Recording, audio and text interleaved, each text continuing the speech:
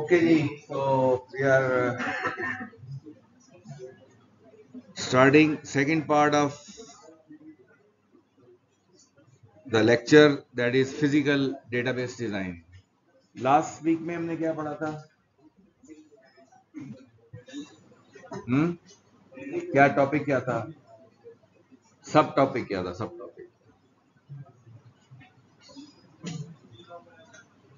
Denormalisation. ठीक है, denormalisation में हमने ये पढ़ा था कि we can merge two tables or more than two tables to single table. तो छोटे टेबल से बड़ा टेबल बनाते हैं. तो this is the process of denormalisation. और डीनॉर्मलाइजेशन ये इस लेक्चर में जो भी चीजें हम पढ़ रहे हैं, दीज आर उस वक्त एप्लीकेबल होती है जब आपको कोई परफॉर्मेंस के इश्यूज आ रहे हो. अगर आपकी डेटाबेस परफॉर्मेंस के इश्यूज हो सकते हैं because of volume of data और because of frequency of access. बहुत ज्यादा लोग एक्सेस कर रहे हैं, साइमल्टेनियस एक्सेस कर रहे हैं, उस वक्त इश्यूज आ सकते हैं, या वॉल्यूम आपका बहुत ज्यादा हो गया. अगर इस तरह के इश्यूज ना हो तो जो स्टैंडर्ड आपका डेटाबेस का डिजाइन चल रहा होता है, दैट इज गुड एनफ.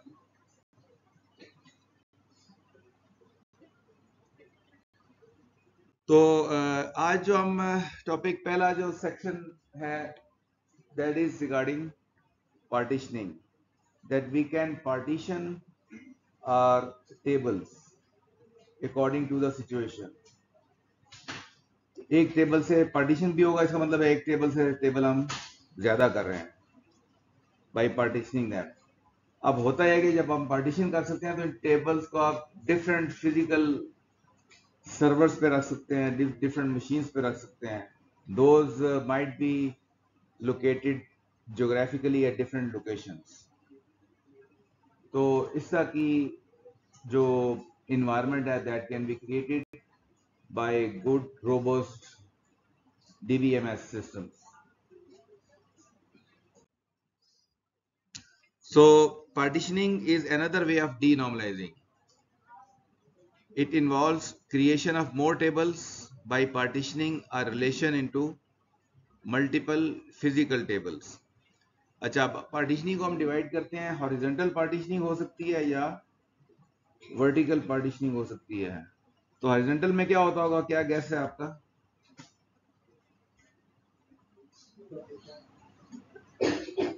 क्या होता होगा? हाँ जी, को पीछे से कोई बोलेगा?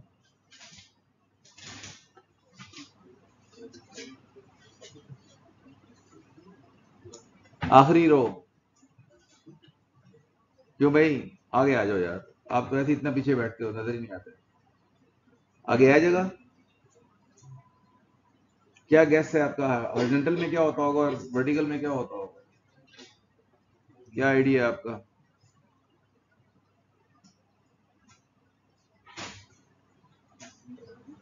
एक्सेल में पार्टीशनिंग की है कभी? व्यू की पार्टीशनिंग, व्यू पार्टीशनिंग की है एक्सेल में कभी? यही नहीं किया आपने? आपने किया? चले, एक सिर्फ एक बंदा और, किसी ने एक्सेल में व्यू पार्टीशनिंग करके देखा हो? It's a standard feature in Excel. समझ आपने बस छोटा मोटा काम ही किया एक्सेल में, थोड़ा सा बड़ा काम नहीं किया. तो वो भी जरा देख लीजिएगा. Excel partitioning is a very useful tool. View को आप पार्टीशन कर लेते हैं हॉरिजॉन्टली या वर्टिकली. तो let's see what is horizontal partitioning. Horizontal partitioning is simply you place different rows in different tables. For example, हम अगर 6 रोज हैं ये, तो आप टॉप की 3 रोज आपने एक सेपरेट टेबल में डाल दी हैं और बॉटम की 3 रोज आपने सेपरेट तीसरे टेबल में डाल दी हैं. तो हमने क्या किया, हॉरिजॉन्टली इसको हमने हॉरिजॉन्टली पार्टीशन कर दी है. अब यह है कि these are actually physically two tables, but logically it is one table. I repeat, these are physically two tables, but it is logically one table. और इसकी ज्योग्राफिकल लोकेशन डिफरेंट हो सकती है, किसी और सर्वर पे भी हो सकता है, और with in one server different hard disk पे भी हो सकता है. ठीक है, इस तरह की ये इन्वायरमेंट है। तो फॉर्मली अगर हम इस पे थोड़ी सी देखें discussion, horizontal partitioning is distributing the rows of table into several files, separate files. For example, customer relation could be broken into 4 regional customer tables based on value of column region. For example, 4 regions है आपके, 4 provinces है यहाँ पे, और आपकी कोई company है जो कि चारों regions में काम कर रही है, तो आप कहते हैं जी सिंध के जो रिलेटेड रीजन के रिकॉर्ड हैं हम वो सेपरेट पार्टीशन में रखते हैं और उसको डिप्लॉय भी हम सिंध में कर देंगे, और जो उसके एम्प्लॉयज हैं जो कि पंजाब से हैं उसको हम पंजाब के सर्वर पर डिप्लॉय कर देंगे। लॉजिकली एक ही टेबल होगा, लेकिन फायदा क्या होगा कि आप ये समझते हैं कि जी जो लोग सिंध में बैठे हैं ज्यादातर वो सिंध का ही रिकॉर्ड यूज करेंगे। फॉर एग्जाम्पल नादरा की बात करते हैं हम, जो सिंध के लोग हैं वो ज्यादा सिंध का रिकॉर्ड यूज करेंगे, तो उसको लॉजिकली जो फिजिकली हम सिंध का रिकॉर्ड सिंध में ही रखते हैं, ताकि उसकी जब जो करीब होगा फिजिकली तो नेटवर्क लोड भी कम आएगा और आपकी जो उसको एक्सेस करना आपके लिए आसान होगा, तो ओवरऑल यूजर को एक बेहतर परफॉर्मेंस मिलेगी। तो इस किस्म का हम काम कर सकते हैं कि हम उसको फिल्टर कर लें टेबल्स को region wise. It is useful for situation where different users need access to different rows. Grouping of data as first, second, third year students और departments सभी हो सकते हैं। फर्स्ट ईयर स्टूडेंट्स अलग कर दें, सेकंड ईयर के अलग कर दें, थर्ड ईयर अलग कर दें, अगर स्टूडेंट रिकॉर्ड में अगर हम जाते हैं तो this could be another way of example of horizontal partitioning, कि हमने बेसिकली रोज को हमने अलग अलग किया है, पूरे रिकॉर्ड को अलग किया हमने, रो को रिकॉर्ड भी कहते हैं। It improves both security and performance. तो अगर आप नादरा की एग्जांपल ले लें तो इसका मतलब है सिंध का रिकॉर्ड को सिंध के जो टीम होगी उनकी टेक्निकल टीम वो उसी को डील कर रही होगी, तो उनके लिए उसकी सिक्योरिटी मैनेज करना, उसकी परफॉर्मेंस को फाइन ट्यून करना, it will be easier for them. अच्छा जी, 2 common methods of horizontal partitioning are two partition on single column value. अगर फॉर एग्जाम्पल बहुत सारे कॉलम है, एक कॉलम का नाम है कस्टमर रीजन, तो आप उसकी बेस पे कस्टमर रीजन की बेस पे कॉमन रीजन को अलग अलग कर लें। Second example could be date. आप कहते हैं जी डेट वाइज आपका सेल्स का रिकॉर्ड आ रहा है, तो आप कहते हैं जी मंथ वाइज हम इसको पार्टीशन कर लेते हैं, हर महीने का सेपरेट पार्टीशन बना देते हैं, जनवरी का अलग, फरवरी का अलग, मार्च का अलग, तो डेट वाइज हर मंथ का हम सेपरेट पार्टीशन बना लेते हैं। This would be another example जो हम कर सकते हैं। So these are some of the horizontal partitioning methods which are supported by SQL Server. Way SQL Server पे नेक्स्ट वीक से आप काम शुरू करेंगे, SQL पे भी हम काम करेंगे, सर्वर पे भी काम करेंगे। तो SQL Server ये पार्टीशनिंग सपोर्ट करता है। तो इसमें these are different ways। Range partitioning का मतलब है कि हम डेट्स की रेंज लगा सकते हैं। हम कहते हैं जी मंथ वाइज 1 फरवरी से लेके 28 फरवरी ये एक रेंज है, इसका रिकॉर्ड अलग कर लेंगे, सेपरेट पार्टीशन हो जाएगी। 1 मार्च से 31 मार्च ये सेपरेट हो जाएगा। और इसी तरह न्यूमेरिक रेंजेस भी हो सकती हैं। आप कहते हैं जी 1 से 1000 का सेपरेट पार्टीशन होगी, 1001 से 2000 की सेपरेट पार्टीशनिंग होगी। This is also possible. So this sort of partitioning is called range partitioning. Second is hash partitioning. Hash आपने डिफरेंट मे बी कोर्स, किसी कोर्स में डेटा स्ट्रक्चर वगैरह में नजर से गुजरा हो आपका। व्हेन नो स्पेसिफिक हैश में कोई स्पेसिफिक क्राइटेरिया नहीं होता, each partition is assigned a hash value. Her partition को एक हैश वैल्यू, अगर फॉर एग्जांपल 4 पार्टीशनिंग है तो उनका एक स्पेसिफिक हैश होगा। आप क्या करते हैं, की वैल्यू जो होती है, फॉर एग्जांपल प्राइमरी की है, उससे आप हैश कैलकुलेट करेंगे। तो आप हैश इससे कैलकुलेट करेंगे कि कोई 4 हैश वैल्यूज आनी चाहिए, तो जो हैश वैल्यू आएगी उससे रेलिवेंट पार्टीशन में रिकॉर्ड को डाल देंगे। ठीक है, यानी कि फॉर एग्जांपल 4 तरह की हैश, एक पार्टीशन जो है वो 1 हैश वैल्यू से रिलेटेड है। हैश वैल्यू वैसे काफी बड़ी होती है, वैसे एग्जांपल दे रहा हूं। अब पीछे रिकॉर्ड है पूरा, उसकी कोई प्राइमरी की है, उससे आपने हैश कैलकुलेट किया। अब आप हैश का फॉर्मूला इस तरीके से लगाया कि उसमें रिजल्ट सिर्फ इन चार में से कोई एक रिजल्ट आना चाहिए इस रिकॉर्ड से। अब वो रिकॉर्ड पे जो भी वैल्यू है, फॉर एग्जांपल 1 2 3 4 था, इसमें जब हैश निकाला तो इन चार में से कोई एक वैल्यू आनी चाहिए। जो वैल्यू आएगी आप रिकॉर्ड को वहां पे प्लेस कर सकते हैं। फिर कोई और रिकॉर्ड पकड़ेंगे, उसका हैश निकालेंगे, उनमें से किसी एक में जहां उसका हैश निकल रहा है उस पर डाल देंगे। तो ये कोई स्पेसिफिक क्राइटेरिया नहीं है, कोई फार्मूला आपने लगाया है, आपने हैश निकाल लिया और वहां प्लेस कर दिया। तो आपने बाई हैशिंग आपने चार पार्टीशन कर दिए। This could be another way of partitioning. Third technique that can be used is list partitioning. List partitioning में क्या है? It is based on list of values such as countries and states, जो हमने पीछे example देखी है। आप by province कर सकते हैं। आप कहते हैं जी मैं पार्टीशनिंग बाई प्रोविंस करूंगा, पार्टीशनिंग बाई कंट्री करूंगा। तो this falls under list partitioning. Next is round robin partitioning. It is a cyclic और सर्कुलर ऑर्डर। फॉर एग्जाम्पल जैसे रिकॉर्ड इन होता है तो आप रिकॉर्ड मेंटेन करते हैं कि जैसे रिकॉर्ड इन हुआ, इनपुट की किसी ने, तो रिकॉर्ड मेंटेन करता है कि पहले कौन से पार्टीशन में डाला था। तो जैसे इन होगा तो उसे अगली पार्टीशन में डाल देगा। एक नया रिकॉर्ड आया उसको अगली पार्टीशन में डाल दिया, एक नया रिकॉर्ड आया उसको पार्टीशन में डाल दिया, उसके बाद दोबारा फिर वहां पे चले गए।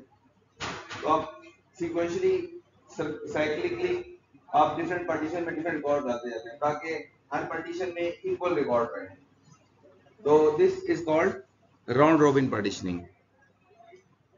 And finally is composite partitioning. अगर आप इसमें एक से अपनी पार्टीशनिंग में एक से ज्यादा टेक्निक यूज करते हैं then it is called composite partitioning. For example आप कहते हैं लिस्ट पार्टीशनिंग, राउंड रॉबिन को मैं मिक्स कर सकता हूँ। तो इस तरीके से अगर इसमें दो एक से ज्यादा अगर पार्टीशनिंग टेक्निक यूज करते हैं तो then it will fall under composite partitioning. अच्छा जी, एनी क्वेश्चन? यहाँ पे कोई क्वेश्चन? राउंड रॉबिन में यह है कि फॉर एग्जांपल डेटा इनपुट हो रहा है आपका, ठीक है। आपने ये डिसाइड किया कि जैसे मेरा डेटा इनपुट होगा, जैसे रिकॉर्ड इन होगा, तो हमने इन चार पार्टीशन में से किसी एक पार्टीशन में डालना है। तो हो सकता है आपने अभी फर्स्ट रिकॉर्ड एंटर किया तो आपने कहा 1 पे डाल दिया। अभी अपना रिकॉर्ड मेंटेन करेगा तो 1 पे डाल दिया होगा। अगला रिकॉर्ड जैसे ही एंटर होगा तो वो अपने हिस्ट्री से देखेगा कि 1 में तो डाल दिया था, अब 2 की बारी है तो 2 में डाल दिया। उसके बाद अगला रिकॉर्ड एंटर होगा तो 3 में डाल देगा। उससे अगला एंटर होगा तो 4, चारों में एक रिकॉर्ड आ गया। इक्वल अपने साइज रख दिया पार्टीशन का। अगली दफा जब आएगा तो फिर ये वापस 1 पे आ जाएगा। फिर 1 2 3 4 5, फिर ऊपर जाके 1 2 3 4 1 2 3 4। क्या हो रहा है कि साइक्लिक अप्रोच है, हर एक में डालते जा रहे हैं ताकि पार्टीशन सारी पार्टीशन में रिकॉर्ड बराबर है, ये ना किसी में ज्यादा हो जाए किसी में कम हो जाए। तो इस किस्म की अगर सिचुएशन होगी तो then you can use round robin partitioning.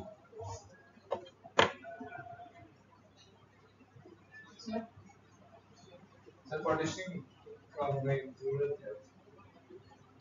हाँ, पार्टीशनिंग की जरूरत जैसे मैंने पहले बताया था, नॉर्मल अगर आपके डेटा बेस बहुत बड़ी नहीं है तो आपको पार्टीशनिंग की जरूरत नहीं पड़ेगी। पार्टीशनिंग की जरूरत आपको पड़ेगी जब आपके परफॉर्मेंस के इश्यूज आएंगे।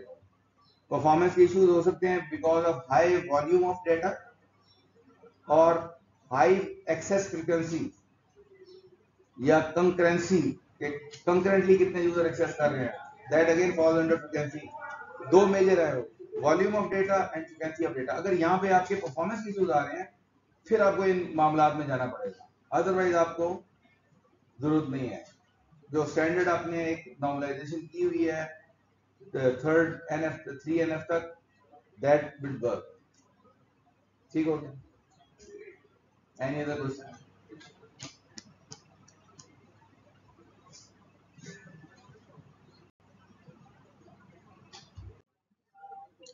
Second technique is called vertical partitioning. तो ऑब्वियसली अगर इसमें उसमें हमने रोज को पार्टीशन किया तो यहाँ पे क्या करेंगे हम, कॉलम्स को। पार्टीशन कर लेंगे। लेकिन इसमें कॉलम को जब हम पार्टीशन करते हैं तो हम प्राइमरी कीज रिपीट फिर करते हैं। That is obvious. एक ही रो को पार्टीशन कर दिया आपने, एक रो का कुछ रिकॉर्ड एक टेबल में, एक रिकॉर्ड दूसरे टेबल में है, तो आपको प्राइमरी की रिपीट करनी पड़ेगी लॉजिकली, ताकि उसको रो को जब भी आप लॉजिकली मर्ज करना चाहें मर्ज हो जाए। सो फॉर एग्जांपल ये टेबल है, तो आपने लेफ्ट पार्टीशनिंग आ गई आपकी और आपकी राइट पार्टीशनिंग आ गई। तो इसमें आपको नजर आएगा कि प्राइमरी की जो है ये रिपीट हो रही है, यहां पर रिपीट हो रही है। उसके बाद आपने नेम, डिस्क्रिप्शन और प्राइस, ये 3 कॉलम आपने एक पार्टीशन में डाल दिए हैं, और बाकी जो 2 स्टॉक और लास्ट ऑर्डर है वो इस कॉलम में डाल दिए, लेकिन प्राइमरी की वाला जो कॉलम है उसको रिपीट किया आपने दोनों जगह पे, ताकि जब भी रिकंस्ट्रक्ट करना चाहे पूरी रो हम वो रिकंस्ट्रक्ट कर सकेंगे। लॉजिकली एक ही रो है, फिजिकली ये दो रोज हैं। और अगेन सिचुएशन ऐसी हो सकती है कि हो सकता है एक डिपार्टमेंट हो जिसको सिर्फ ये 3 वैल्यूज चाहिए, 3 कॉलम की वैल्यूज चाहिए, और एक डिपार्टमेंट है जिसको सिर्फ इन 2 कॉलम की वैल्यूज चाहिए, और डिपार्टमेंट बहुत दूर हैं। तो आप इस तरीके से उसको फिजिकली पार्टीशन, वर्टिकली पार्टीशन कर सकते हैं। So these are some advantages, disadvantages of partitioning. तो हम क्या करते हैं, हम पार्टीशनिंग से we can achieve the efficiency because records use together are group together. तो बेसिकली हम यूजेज को सामने रख के पार्टीशनिंग कर रहे होते हैं। तो जो भी एक ग्रुप में यूज हो रहे हैं या एक पर्टिकुलर रीजन में रिकॉर्ड यूज हो रहे हैं, हम उनको अलग कर लेते हैं ताकि जब यूजर के करीब हो उनका डेटा तो ज्यादा एफिशिएंटली डेटा रिट्रीव किया जा सकता है। फिर लोकल ऑप्टिमाइजेशन, जैसे मैंने एग्जांपल दी थी नादरा की, कि अगर सिंध का रिकॉर्ड सारा वहां पड़ा हुआ है या कराची का रिकॉर्ड कराची में पड़ा हुआ है, तो वहां पे आप लोकली आपके पास आईटी टीम होगी, वो उसको लोकली उस डेटा को ज्यादा बेहतर ऑप्टिमाइज कर सकते हैं for accessing, managing, maintaining that data. Security and recovery, again जब डेटा लोकली अवेलेबल है तो आप सिक्योरिटी बेहतर अप्लाई कर सकते हैं उसके ऊपर। डेटा अगर आपका लॉस हो जाता है तो उसके बैकअप से रिकवरी आप आसानी से कर सकते हैं, क्योंकि लोकली डेटा आपके पास अवेलेबल है, और डेटा की ओवरऑल डेटा के मुकाबले में उसकी जो वॉल्यूम होगा वो भी कम होगा, तो कम वॉल्यूम को रिकवर करना भी आसान होता है। फिर load balancing, load balancing already आपको यहाँ से डिस्कशन से अंदाजा हो गया होगा कि लोड बैलेंसिंग का मतलब है कि हर पार्टीशन में आप इक्वल अमाउंट ऑफ रिकॉर्ड अगर रखेंगे तो इसका मतलब है सारी पार्टीशंस आपस में उनका जो नंबर ऑफ रिकॉर्ड्स हैं वो बैलेंस्ड हैं। तो this could be another advantage कि आप बैलेंस आउट कर सकते हैं अपनी पार्टीशंस को। डिसएडवांटेजेस क्या हो सकती हैं इसकी? Inconsistent access speed. Inconsistent access speed इस सूरत में हो सकती है कि एक पार्टीशन आपकी एक जगह पड़ी है, एक दूर पड़ी है। हो सकता है कोई सिचुएशन ऐसी हो कि आपको दूर वाला भी डेटा फिल करना हो, पिक करना हो। मोस्ट ऑफ द सिचुएशन आप पार्टीशनिंग इस तरह करेंगे कि जो करीब डेटा पड़ा है वो ही यूज हो, लेकिन कोई ऐसी सिचुएशन हो सकती है कि आप कहें जी दूसरा जो डेटा इस्लामाबाद से भी डेटा उठाना है कराची में बैठ के, तो और फिर वो रो कंस्ट्रक्ट होगी, ऐसी सिचुएशन बन गई है, तो फिर आपका वो इनकंसिस्टेंसी आ जाएगी जो आपकी एक्सेस स्पीड है। तो इस किस्म की सिचुएशन हो सकती है। कंप्लेक्सिटी, प्रोग्रामेटिकली जब आप उस डेटा को मैनेज कर रहे होंगे तो उसमें कंप्लेक्सिटी ज्यादा होगी, क्योंकि partitions are usually not transparent to the programmers. यानी प्रोग्रामर को वो उन पार्टीशनी को अलग से एक्सेस करके उनको मर्ज करके और डेटा कई दफा एक्सेस करना पड़ता है। तो फिर जब आपकी इसका मतलब है प्रोग्रामेटिकली जब आप फ्रंट एंड पे काम कर रहे हैं बैक एंड का डेटा फैच करके, तो उन पार्टीशंस को मैनेज करना पड़ेगा आपको, तो आपकी प्रोग्रामिंग कम्प्लेक्सिटी ज्यादा हो जाएगी। एक्स्ट्रा स्पेस और अपडेट टाइम। अब जब आप पार्टीशनिंग करते हैं, जैसे हमने वर्टिकल पार्टीशनिंग आपको दिखाई थी, तो प्राइमरी की डुप्लीकेट हो रही थी। तो इस तरीके से आपकी जब मल्टीपल पार्टीशन से आप कई दफा डुप्लीकेट डेटा भी आपको रखना पड़ जाता है। मुख्तलिफ रीजन्स पे। आप कहते हैं जी ये डेटा जो है ये वाला डेटा हर जगह यूज होगा, तो आप उस डेटा को डुप्लीकेट भी करते हैं कई जगहों पे, तो डुप्लीकेशन हो सकती है। उसके लिए आपको एक्स्ट्रा स्पेस चाहिए होगी और जो है उसके मल्टीपल पार्टीशंस की एक्सेस करने के लिए। तो बेसिकली डुप्लीकेट डेटा की वजह से एक्स्ट्रा स्पेस आपकी यूज होगी। So this ends our discussion on partitioning. तो पार्टीशनिंग की जो डिस्कशन है वो हमने कर ली है। अब थोड़ी सी हम डिस्कशन करते हैं डेटा रेप्लिकेशन। डेटा रेप्लिकेशन से क्या समझ आती है आपको, क्या होता होगा इसमें?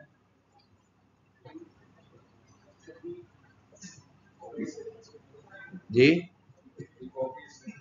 हाँ, डुप्लीकेट कॉपीज बनाएंगे और मुख्तलिफ लोकेशंस पे रखेंगे आप, ठीक है। तो पार्टीशनिंग हो जाएगी, एक कॉपी यहाँ रखी, यही वही कॉपी कहीं और रखी, वही कॉपी एक और रखी। तो जब आप डुप्लीकेट कॉपीज बनाते हैं, फॉर एग्जाम्पल एक कॉपी है x, x1, x2, x3, अगर आपको बहुत ज्यादा एक्सेस फ्रीक्वेंसी है तो एक्सेस फ्रीक्वेंसी को फिर आप बहुत ज्यादा user, for example 1 lakh user एक वक्त में एक्सेस कर रहे हैं, तो अगर आपने डिफरेंट अपने डुप्लीकेट किया हुआ है, कोई यूजर यहाँ पे आ जाएगा, कोई यूजर यहाँ से एक्सेस कर लेगा, कोई यहाँ से एक्सेस कर लेगा।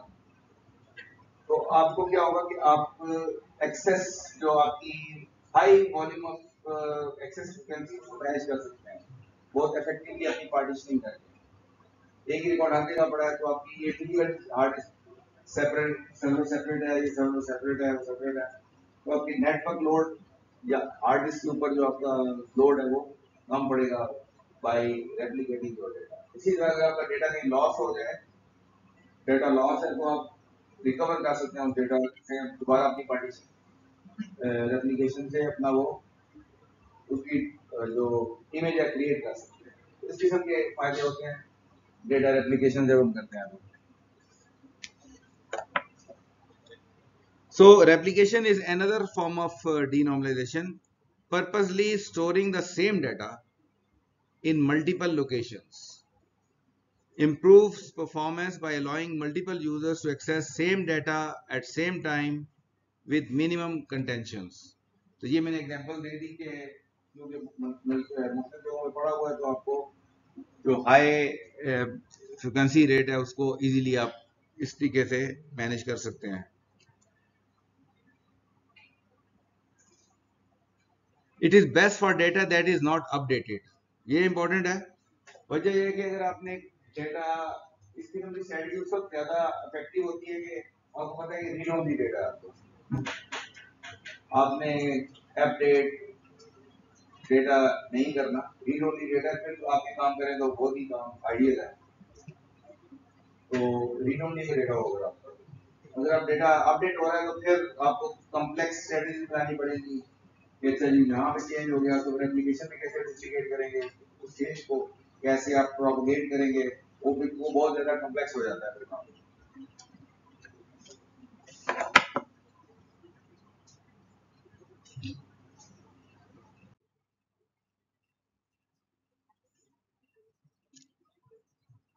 अच्छा, अब ये एक एग्जांपल है, ये पीछे हम एग्जांपल पिछले वीक में भी ये एग्जांपल हम देखी थी हमने कि हमने एक्सेस वॉल्यूम और वॉल्यूम ऑफ डाटा और एक्सेस फ्रीक्वेंसी को कैसे हम एनालाइज करते हैं। तो ये वही डायग्राम है, पीछे नजर आ रही है आपको। अब इस डायग्राम में एक स्ट्रेटजी हम ये कर सकते हैं कि ऊपर आपको सप्लायर टेबल नजर आ रहा है और सप्लाईज डेटा है। हम कहते हैं जी सप्लायर से जो सप्लायर को एक्सेस करते हैं 7500 लोग, उनमें से 4000 सप्लाईज टेबल को भी एक्सेस करते हैं। तो हम ये कर सकते हैं सप्लायर वालों को ज्यादा बेहतर परफॉर्मेंस देने के लिए कि हम सप्लाईज के डेटा और सप्लायर का डेटा को मर्ज करके एक एक्सटेंडेड रिकॉर्ड बना लें, यानी सप्लायर के साथ ही उस रिकॉर्ड को भी उसी जगह पे रख दें ताकि जो सप्लायर जब कोई एक्सेस करे तो उसको सप्लाईज भी अवेलेबल हो, वो फौरी सप्लाईज को भी एक्सेस कर ले। और इसी तरीके से सप्लाईज वाला जो डेटा है इसको हम परचेज पार्ट वाला जो टेबल है उसके साथ भी हम एक्सटेंड करके तो एक एक्सटेंडेड रिकॉर्ड बना लें। परचेज पार्ट का भी। तो कोई परचेज पार्ट वाली साइड से आके एक्सेस करता है परचेज पार्ट को और उसको सप्लाईज एक्सेस करता है, तो उसको सप्लाईज का डेटा परचेज पार्ट के साथ भी अटैच हुआ हुआ मिलेगा। तो वो एफिशिएंटली सप्लाईज को while accessing purchase part effectively supplies को एक्सेस कर सकता है। और इसका मतलब है कि हमने क्या किया कि सप्लाईज की हमने क्या किया, दो रेप्लीकेशंस किए हैं। एक रेप्लीकेशन हमने परचेज पार्ट से अटैच कर दी है और एक रेप्लीकेशन हमने ऊपर सप्लाईज के साथ अटैच कर दिया। एक सप्लाईज को डुप्लीकेट इधर लगाया और सप्लाईज सप्लायर के साथ और एक सप्लाई परचेज पार्ट से लगा दिया। तो एक तरह की हमने इसको रेप्लीकेशन की है, one with supplier one with purchase part. तो होगा क्या कि परचेज पार्ट वालों को भी एक बेहतर एक्सपीरियंस मिलेगा और जो सप्लाईज के साथ आ रहे हैं उनको भी बेहतर एक्सपीरियंस मिलेगा। So this is another way of thinking on data replication. एक तरह का यूज केस है कि इस तरह भी रेप्लिकेशंस, ऐसी सिचुएशन में भी रेप्लिकेशंस की जा सकती है। Any question?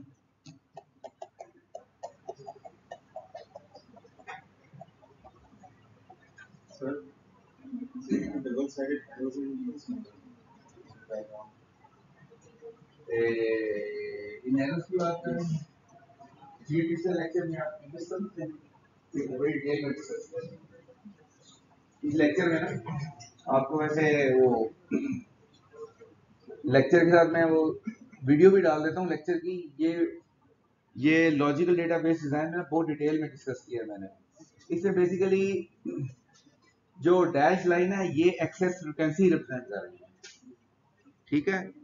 ये जैसे है ना 7500, इसका मतलब है कि 7500 यूजर्स साइमल्टेनियसली इसको एक्सेस कर रहे हैं, इसका ये मतलब है, ठीक हो गया। इसके अंदर जो लिखा हुआ है 150, ये वॉल्यूम है इसका। कि फॉर एग्जाम्पल हम कहते हैं जी सप्लायर के 150 रिकॉर्ड होंगे, तो इतने ज्यादा रिकॉर्ड नहीं है, लेकिन है कि फॉर एग्जाम्पल यहाँ पे लिखा हुआ है 2100 रिकॉर्ड होंगे परचेज पार्ट के। तो जो इसके अंदर फिगर लिखी है it is representing the data volume, और जो डैश लाइन से रिप्रेजेंट कर रहे हैं चीज it is representing the access frequency. अब ये जो एरोज यहाँ पे मेंशन हो रहे हैं, ये मेंशन हो रहे हैं कि सप्लायर जब एक्सेस करेगा 7500 साइमल्टेनियस यूजर एक्सेस करेंगे सप्लाईज को, तो आउट ऑफ दो 7500 4000 will also access supplies table, और जो सप्लाईज 400 एक्सेस करेंगे out of 4000, those 4000 will also access the purchase part table as well. तो इस तरीके से वो पूरा मैंने उसको एक्सप्लेन किया हुआ था, वो वाली आप वीडियो में से ये वाला पोर्शन देख लीजिएगा।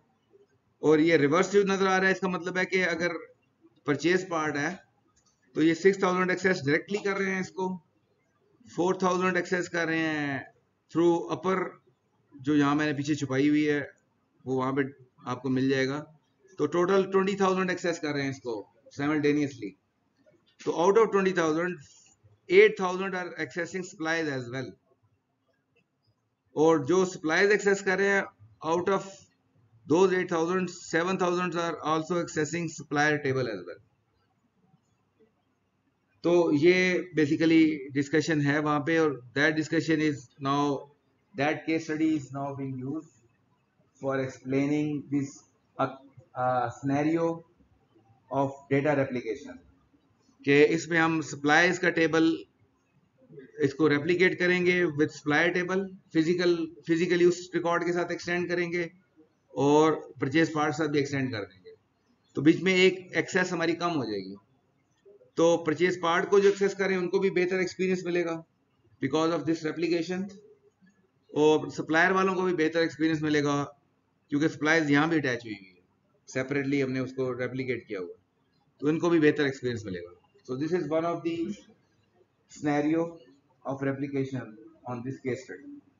हाँ जी, क्या बातें हो रही हैं? टेक्निकल डिस्कशन हो रही है? क्यों जी, क्या डिस्कस कर रहा? पड़ोसी से मैं चेक कर रहा हूँ, इंटेलिजेंस रिपोर्ट क्या बातें कर रहे थे भाई पड़ोसी हैं? आवाज क्लियर नहीं, पीछे वालों को आ रही है। क्यों भाई? क्या बात है, ये कॉमरेडशिप होनी चाहिए। उसने कहा शिकायत नहीं लगाऊंगा मैं, राज नहीं खोलूंगा अपने जो है ना क्लास फेलो का।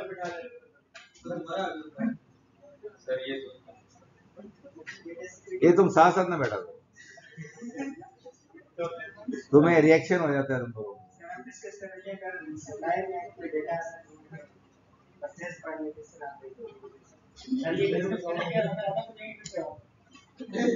ये अपडेट की नहीं बात हो रही है, रीड करने की बातें हो रही है फिलहाल। जिसने सप्लायर डेटा को रीड किया है उसने देखा ये सप्लायर ने कौन कौन सी सप्लाईज दी हैं। तो अपडेट कैसे होगा, ये हम जब एसक्यूएल पढ़ेंगे ना आगे नेक्स्ट वीक में शुरू करें, फिर आपको पता चलेगा किस तरीके से अपडेट हो रहे होते हैं, रिकॉर्ड डिलीट हो रहे होते हैं। जी बेटा,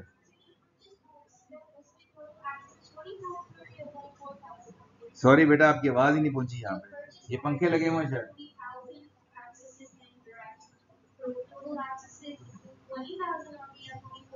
आप आगे नहीं आती, थोड़ी आगे बैठ।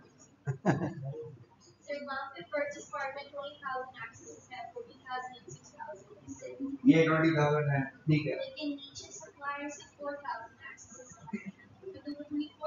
नहीं, ये बेसिकली ये बता रहा है कि परचेज कार्ड को डायरेक्टली 6,000 यूजर्स एक्सेस कर रहे हैं और थ्रू अपर जो सुपर ड्राइव है उसके जरिए 40,000 एक्सेस कर रहे हैं। अब जो 20,000 एक्सेस कर रहे हैं, out of those 8,000 are also accessing price table. Out of those यानी सारे नहीं कर रहे हैं, 8,000 कर रहे हैं। तकरीबन कितने परसेंट बन जाएगा? अराउंड 40%, around 40% एक्सेस करेंगे। Out of those 8,000, 7,000 will also accessing supply data. Based on the usage scenario, ये हमने एनालिसिस किया, वो उसको डिपिक्ट किया हुआ है। अब क्वेश्चन क्या है आपका?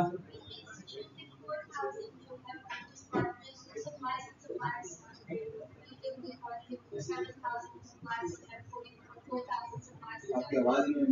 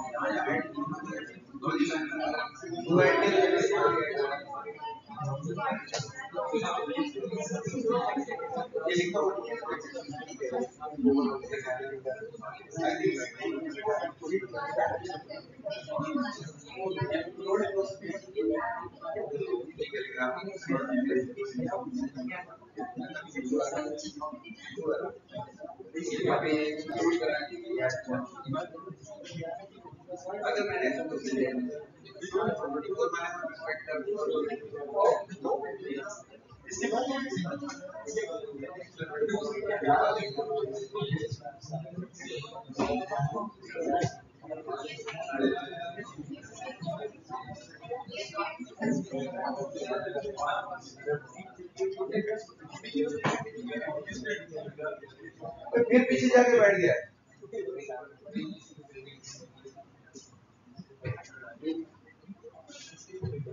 पीछे बड़ा मजा आता है,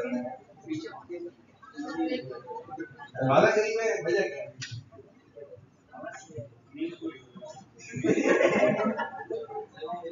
आप तो क्या करते हो, तुम्हें देखते रहते हो, क्या करते हो?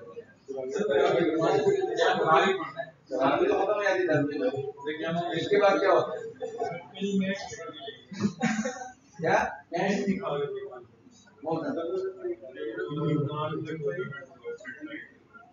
लेकिन तुम तो जब भी मेरी क्लास में नहीं आती तो मैच चल रहा होता तुम्हारे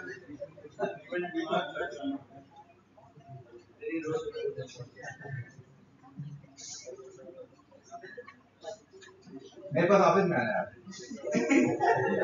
ठीक है ये क्लास पे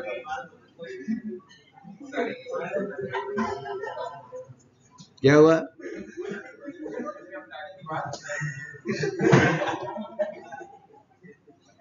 अभी आना है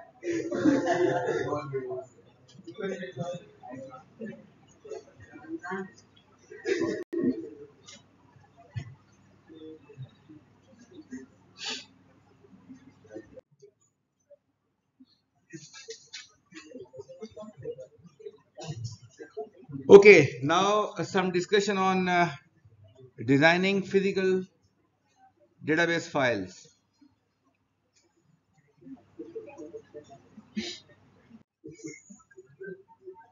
तो इसमें जो एक डिस्कशन होती है that discussion is called file organisation के जो डीबीएमएस है वो किस तरीके से उन फाइल्स को हमें ऑर्गेनाइज करना चाहिए डीबीएमएस ही ऑर्गेनाइज करती है लेकिन आपने सिलेक्शंस कई दफा करनी पड़ती हैं आपको अगेन अगर परफॉर्मेंस के इश्यूज आते हैं तो फिर हम ज्यादा जाते हैं इन चीजों में बट जो डेटाबेस सिस्टम्स अलाउ यू कि आपने कैसे चीजें कॉन्फ़िगर करनी है तो it is a technique for physically arranging records of file on secondary storage devices secondary storage का मतलब है हार्ड डिस्क पे डेटा को किस तरीके से आपने स्टोर करना है ये जो डिस्कशन होती है it falls under file organisation with modern relational DBMS you do not have to design file organisation आपने खुद कुछ नहीं करना होता but you may be allowed to select an organisation कि आपने किस तरीके से आपने अपनी परफॉर्मेंस इंप्रूव करने के लिए किस तरीके से आपने फाइल्स को ऑर्गेनाइज करना है basic file organisations are sequential indexed and hashed तो तीन तरह की ऑर्गेनाइजेशंस होती हैं सीक्वेंशियल इंडेक्स और हैश इसको हम थोड़ा सा डिस्कस करते हैं ये कॉन्सेप्ट्स आपने ऑलरेडी पढ़े हुए डेटा स्ट्रक्चर में भी but these concepts data structure के जो कॉन्सेप्ट्स हैं यहाँ पे यूज हो रहे हैं so the first one is फिर बातें हो रही हैं चलो वापस वही जो जगह है उसी जगह आ जाए कुछ तो है आवाज इलाका यही है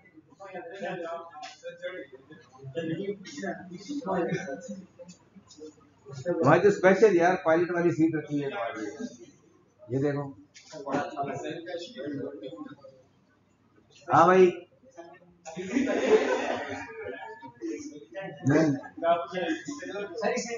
शोर करने कराने वाला दोनों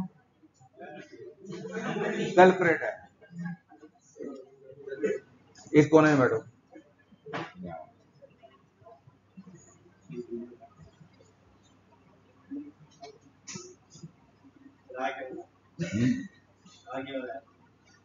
आगे वाला नहीं अभी देखता हूँ ना सूरत बेहतर होती है कि नहीं उसके बाद आगे फैसला करेंगे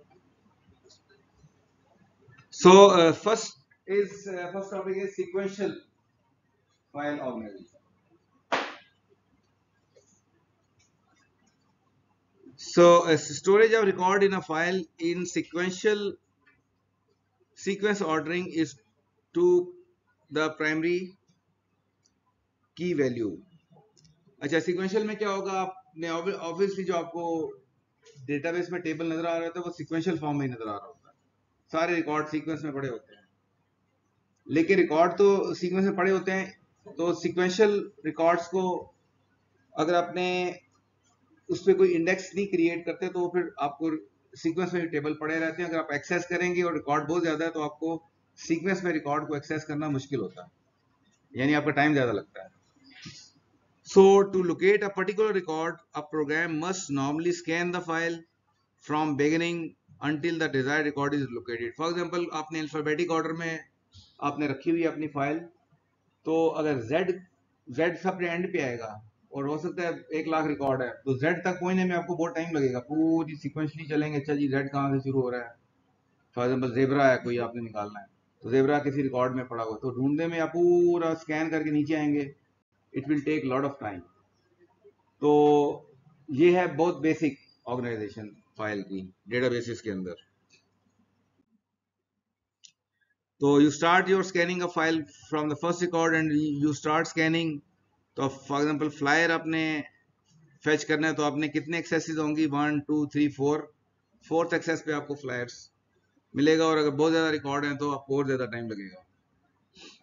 तो this is limitation of sequential file organization. Record of the file are stored in sequence by the primary key field value. Every insert or delete requires a resort. तो आपने सारा sorted form में रखा हुआ है, लेकिन आपने अगर कोई इंसर्ट किया, डिलीट किया, तो आपको पूरी की पूरी फाइल एक दफा दोबारा सॉर्टिंग चलानी पड़ेगी ताकि आप दोबारा ऑर्डर्ड फॉर्म में रखें। ऑर्डर्ड फॉर्म में रखेंगे तो आप फिर सिक्वेंशली सर्चिंग कर सकते हैं। तो आप क्या करते हैं, प्राइमरी की पे सॉर्टिंग कर लेते हैं ताकि आप फिर उसको सर्चिंग कर लेंगे।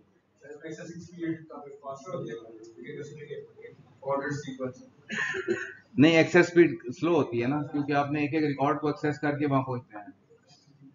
तो अगर जो शुरू के रिकॉर्ड हैं वो फौरन मिल जाएंगे, जो एंड के रिकॉर्ड हैं वो आपको बहुत ज्यादा टाइम लग जाएगा। ऑप्टिमाइज का मतलब क्या कहना चाह रहे हैं? Generally speaking, sorted array is faster to iterate for sorted array to find an element rather than unsorted array. तो अगर इनका sorted है, वो शायद faster नहीं होगा इससे। अनसॉर्टेड के मुकाबले में यकीनन फास्टर होगा। अनसॉर्टेड के मुकाबले में यकीनन बेहतर है सॉर्टेड फॉर्म में रखना, ठीक है। लेकिन अगर रिकॉर्ड्स आपके बहुत ज्यादा है तो सॉर्टेड एरे को भी सीक्वेंशियल फॉर्म में एक्सेस करना, इससे बेहतर तरीके हैं हमारे पास। We have a better way of searching instead of searching a sorted data in a sequential form. Unsorted मुकाबले में ये बेहतर है, लेकिन इससे भी बेहतर तरीका है। The second one is index file organization. Index क्या है? It is a table or a data structure used to determine in a file the location of records that satisfy some condition. तो इसमें क्या करते हैं हम, एक सेपरेट डेटा स्ट्रक्चर बना लेते हैं। रिकॉर्ड आपके पास पड़ा हुआ है, लेकिन उस डेटा स्ट्रक्चर से पॉइंटर्स आप क्रिएट करके तो अपने रिकॉर्ड से अटैच कर देते हैं। जब आप सर्चिंग करते हैं तो आप डेटा स्ट्रक्चर आपका जो होता है वो बेसिकली ट्री की फॉर्म में होता है, यानी सारे आप ट्री की फॉर्म में अपने स्ट्रक्चर की वैल्यू रख सकते हैं, मेरी प्राइमरी कीज को, और उन प्राइमरी कीज का उस रिकॉर्ड का जो ग्राफिकली रिकॉर्ड पर उसको पॉइंटर लग जाता है। तो आप ट्री के अंदर आपकी सर्चिंग ज्यादा फास्ट होती है, वो आपने ऑलरेडी डेटा स्ट्रक्चर पढ़ा हुआ होगा। तो ट्री से आप एक्चुअल रिकॉर्ड की लोकेशन लोकेट करते हैं और वहां से फिर जाके एक्सेस करके फिजिकल रिकॉर्ड का डेटा उठा लेते हैं। तो उसकी आपकी उससे सर्चिंग आपकी बहुत ज्यादा फास्ट हो जाती है।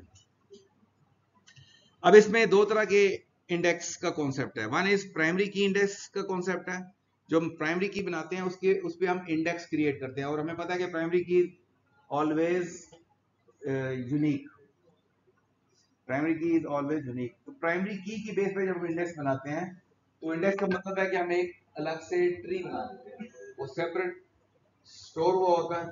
जब सर्च करने लगते हैं तो ट्री से आके आप पहुंचते हैं उस जगह पे रिकॉर्ड के पॉइंटर पे, और वहां से फिजिकल रिकॉर्ड पे पहुंच के रिकॉर्ड पिक कर लेते हैं। तो प्राइमरी की इंडेक्स जो है वो बहुत फास्ट होते हैं इसी वजह से, क्योंकि उसमें डुप्लीकेट्स भी अलाउड नहीं है। It is guaranteed not to contain duplicates since primary key uniquely identifies each record of the table. तो जो बुनियादी मकसद होता है हम प्राइमरी की जो बनाते हैं उसका एक बहुत बड़ा मकसद ये होता है कि हम इंडेक्सिंग में हमें हेल्प मिलती है। सेकंड इज सेकेंडरी की इंडेक्स। तो कई दफा हमें बाय प्राइमरी की सर्च करनी पड़ती है, लेकिन कई दफा हमें बाय नॉन प्राइमरी की भी सर्च लगानी पड़ जाती है कि नहीं पड़ जाती है? फॉर एग्जाम्पल आप कहते हैं जी स्टूडेंट आईडी है, स्टूडेंट आईडी, आप कहते हैं स्टूडेंट नेम, अब स्टूडेंट आईडी 1 2 3 चल रही है, ये प्राइमरी की है, इसमें आपने इंडेक्स बनाया हुआ है, लेकिन कई दफा आपको बाय नेम ही सर्च करनी पड़ती है। आप कहते हैं फलां नाम का स्टूडेंट ढूंढना है, मैंने आईडी आपको याद नहीं है, तो आपको कई दफा नॉन की वैल्यूज पे भी सर्च करनी पड़ जाती है, और एक नाम के ज्यादा स्टूडेंट भी हो सकते हैं। तो जो हम नॉन की वैल्यूज पे इंडेक्सिंग करते हैं उस दैट फॉल्स अंडर सेकेंडरी की इंडेक्स, और ऑब्वियसली उसकी परफॉर्मेंस इसके मुकाबले में बेहतर नहीं होगी। जो प्राइमरी की इंडेक्स बनता है उसकी परफॉर्मेंस सबसे बेहतर होती है फॉर सर्चिंग। नॉन प्राइमरी की इंडेक्स भी बना सकते हैं फॉर इंप्रूविंग योर सर्च, क्योंकि इसमें होता है स्टूडेंट नाम सॉर्टेड फॉर्म में भी ना पड़े हुए, स्टूडेंट के नाम सॉर्टेड तो नहीं होंगे ना, तो वो प्राइमरी जब सेकेंडरी की इंडेक्स बनाएंगे तो वो बाय नेम इसको भी सॉर्टेड फॉर्म में अलग से अपने पास रिकॉर्ड में मेंटेन कर लेगा, ताकि आप अनसॉर्टेड के मुकाबले में उसकी परफॉर्मेंस बेहतर होगी। तो ये सॉर्टेड फॉर्म में अलग से पड़े होंगे, लेकिन डुप्लीकेट्स भी हो सकते हैं इसमें, इस वजह से इसकी परफॉर्मेंस वैसी नहीं होगी, लेकिन अनसॉर्टेड के मुकाबले में बेहतर होगी। तो अब नॉन की पे हम फिर क्या करते हैं, सेकेंडरी की इंडेक्स बना लेते हैं। सर आपने तो कहा वो ट्री बनाता है, तो किस ट्री से आपको क्या होता है? ट्री बनाता है आगे मैं ट्री दिखाता हूँ। तो सेकेंडरी की इंडेक्स जो है नॉन की पे बन सकते हैं, और प्राइमरी की जो है वो कीज पे बनता है।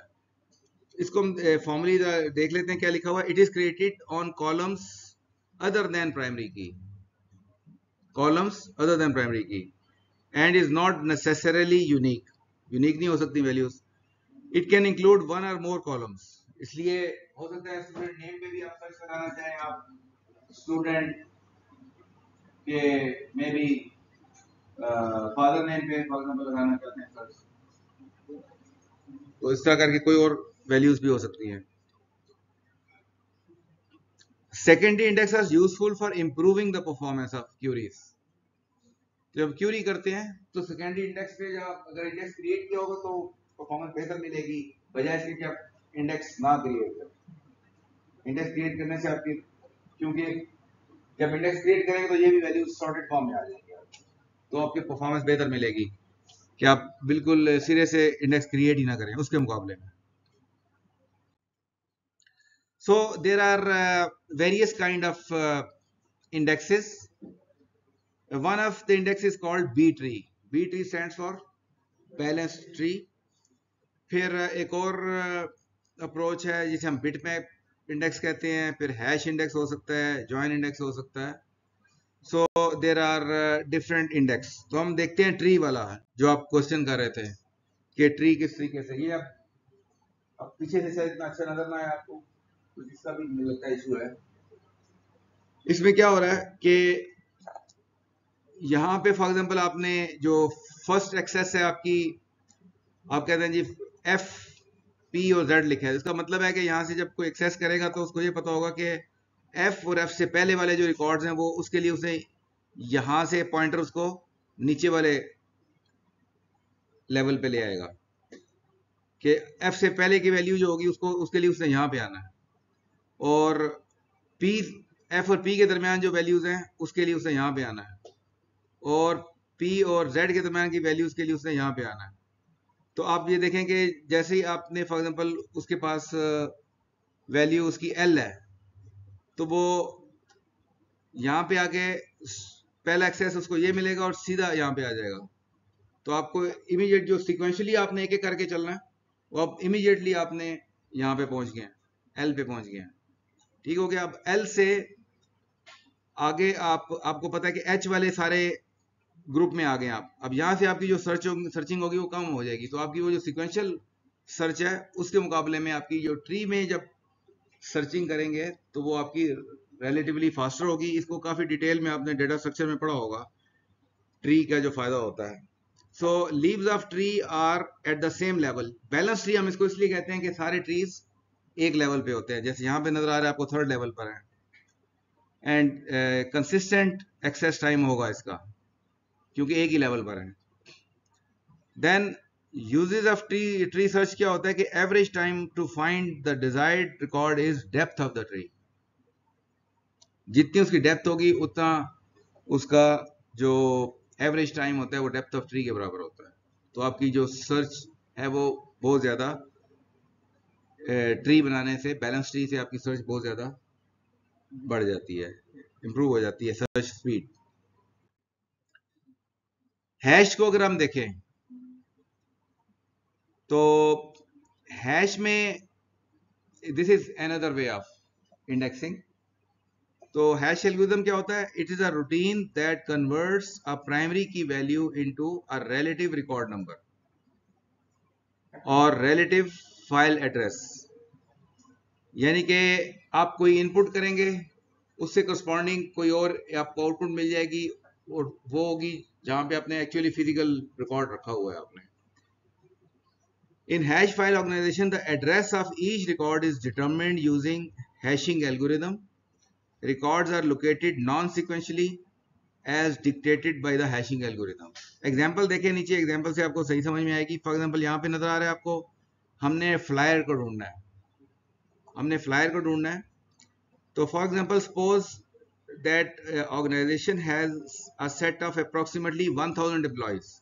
तो अब आप ये कह रहे हैं जी 1000 एम्प्लॉयज हैं फॉर एग्जांपल यहाँ पे, and these are required to be stored on the disc.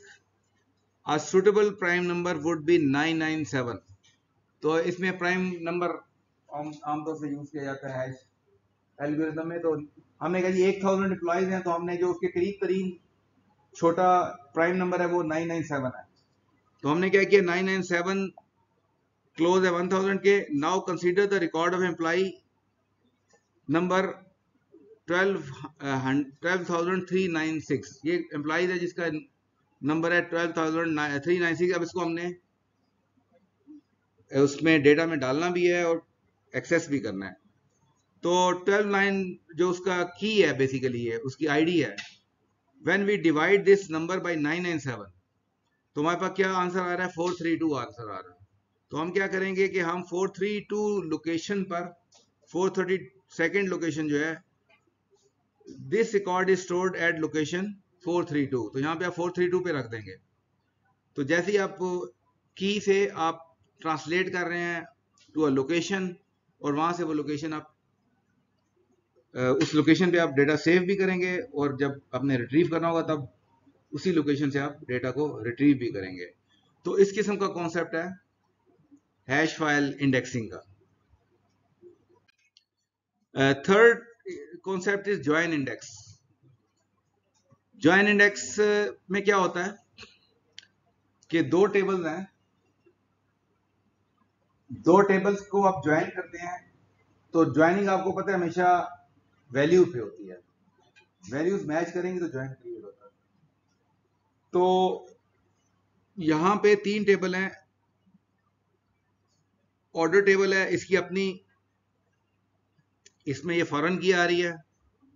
और एक कस्टमर टेबल है, इसके अंदर कस्टमर की प्राइमरी की आ रही है और हर एक की रो आईडी चल रही है. हर टेबल में रो आईडी चल रही है अलग से, और ये प्राइमरी की है और फॉरेन की है. अब ये है कि अगर हम इनकी ज्वाइन इंडेक्स बना लेंगे तो ये ज्वाइनिंग की जो इंफॉर्मेशन है वो एक थर्ड टेबल में हमने रख दी है बिकॉज ऑफ दैट इंडेक्स. ये ज्वाइन इंडेक्स नजर आ रहा है लिखा हुआ नीचे आपने. तो आपने क्या किया, कस्टमर रो आईडी और ऑर्डर रो आईडी, ये जो आईडी है उनको आपस में लिंक कर दिया बेस्ड ऑन दिस फॉरेन की एंड प्राइमरी की. फॉर एग्जांपल यहां पे लिखा हुआ है C2027, तो यहां भी आपको नजर आ रहा है C2027. तो बेसिकली हमने क्या किया है कि हमने कस्टमर 1001 को और ऑर्डर 3004 को हमने लिंक कर दिया आपस में. तो ये लिंकेज आप पहले ही करके रख लेते हैं एक इंडेक्स के अंदर ताकि इसको बाद में ज्वाइन ना लगाना पड़े. आप पहले ही लिंक करके उसको रख लेते हैं. और आपने ये कस्टमर प्राइमरी की पे आपने फॉरेन की वाली रोज को लिंक करके पहले से रख लिया है. तो अब पहले से जब आप लिंक करके रख लेते हैं तो आपकी परफॉर्मेंस इम्प्रूव हो जाती है। तो ये बेसिकली अगर कोई टेबल 2-3 टेबल ज्वाइन किए हुए हैं, आपने ज्वाइन करने और बहुत ज़्यादा उनके अंदर डेटा है, तो पहले से उनके ज्वाइन करके उनको हम अपने पास उनको ज्वाइन करके उसके एक इंडेक्स बना लेते हैं। उससे यह होगा कि जब भी आपने ऐसी क्यूरी करनी है जिसमें दोनों टेबल का यूज होगा, तो it is going to make use of the join index and it will you will be able to retrieve your data faster. Otherwise ये कि रन टाइम में ही ज्वाइन बनाएगा, उसके बाद डेटा को रिट्रीव करेगा। सो join index is an index on column from 2 or more tables that come from the same domain of values. Join index is typically used in data warehousing. तो data warehousing में क्योंकि data बहुत ज़्यादा होता है और read only data होता है, तो डेटा वेयरहाउसिंग में ये टेक्निक कॉमनली यूज की जाती है। A join index similarly to any other index saves query processing time. तो ये एडवांटेज है इसका कि ये क्यूरी का जो प्रोसेसिंग का टाइम है वो आप इंप्रूव हो जाता है आपको। Any question? तो 3 तरह के इंडेक्स हमने डिस्कस किया। कौन कौन सा इंडेक्स डिस्कस किया हमने? बी ट्री और हैश और जॉइन इंडेक्स, 3 डिस्कस किए। और ये सारे ऐसे कॉन्सेप्ट्स हैं जो कि डेटाबेसेस में यूज हो रहे होते हैं। So the concept of clustering, what is that? A cluster is defined by tables and columns or columns by which tables are usually joined.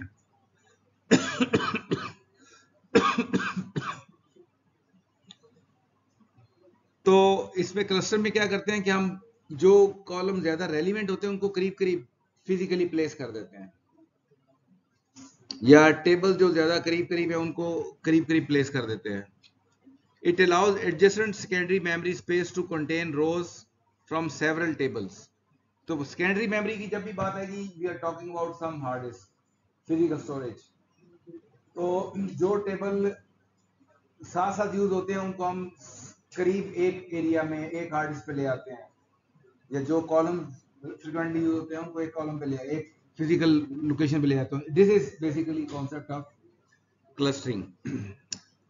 For example in Oracle, row from 1, 2 or 3 more related tables that are often joined together can be stored so they share the same data.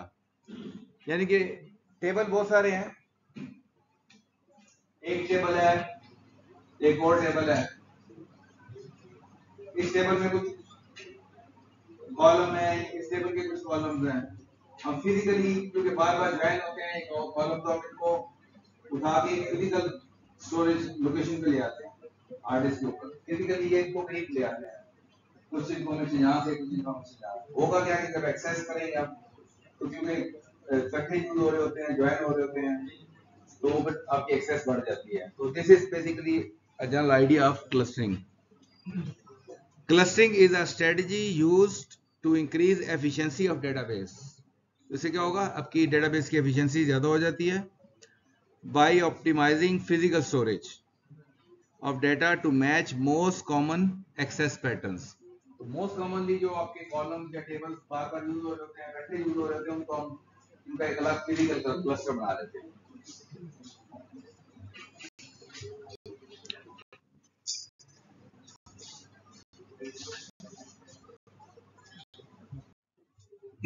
अच्छा, अभी मैंने कोई 3 index type आपसे discuss किए हैं।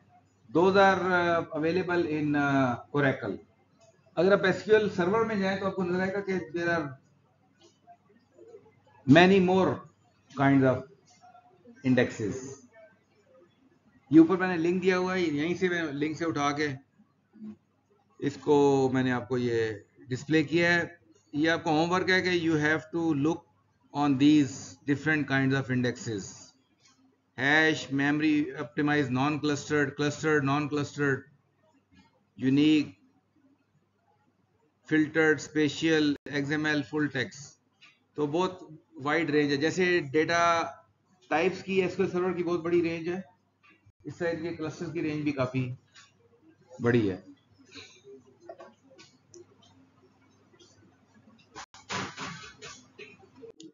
So this ends week 7 इसमें